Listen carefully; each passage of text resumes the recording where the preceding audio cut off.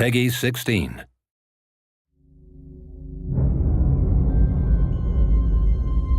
We have this really amazing opportunity to build a world that people want to stay in for a really long time and have that conversation with them. It's really exciting that this time it's a two-way street. It's not the one-way street it was ever before. We heard loud and clear what players wanted. They wanted more. That's what we've tried to do in The Dark Below, is bring people more. It's got more Crucible multiplayer maps, it's got a new strike, a brand new raid, new weapons, got new gear. More story was a core goal for us, so we created Eris. I am Eris, the last. I have seen what the Hive call a god.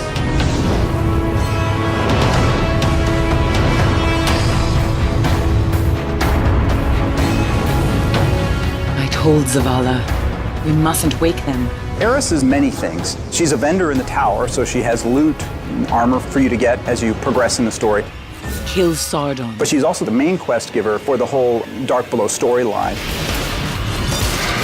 Omnigul is wicked and desperate.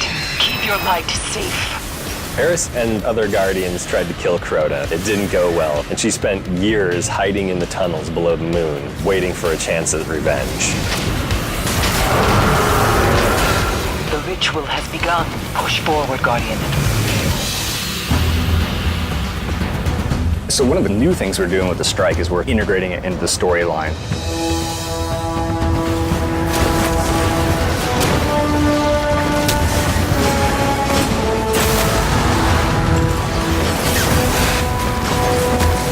We wanted Eris to tie everything together. Crota's soul is waking. And so she's woven into the strikes, the story, and the raid, and making it all part of that one cohesive experience. When we sit down as the raid team and talk about building a new raid, we start with, what's the theme? The theme of the Vault of Glass was a descent. With Crota's End, one-way trip became that theme that a bunch of our mechanics and experiences were measured against.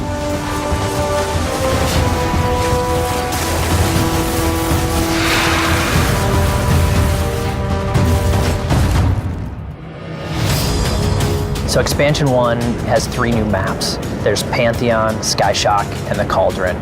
Pantheon is our first truly symmetric map.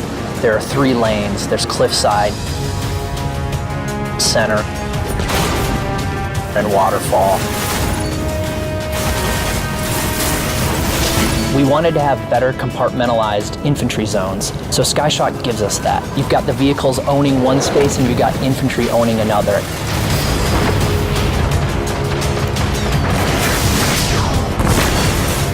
And then we have the Cauldron.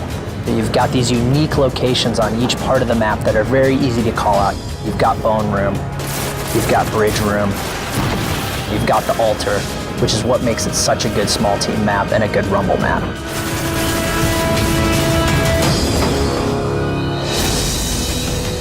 In The Dark Below, you get new guns, new exotics, More choices of exotic armor that change the way the characters play.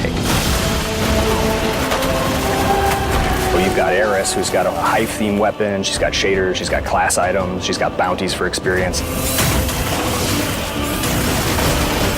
We're going to have new Crucible weapons, a full set of new raid weapons, new Vanguard weapons, and new legendary weapons across the board. Certainly we're going to explore some stuff that we think is really cool, but we're also going to listen to the community and build some things that they think is pretty cool. Just like we shipped the game and it got into real players' hands and they started to play and we learned so much, the same thing's going to happen with The Dark Below. And I think that's going to change how we look at Expansion 2 and what we do next.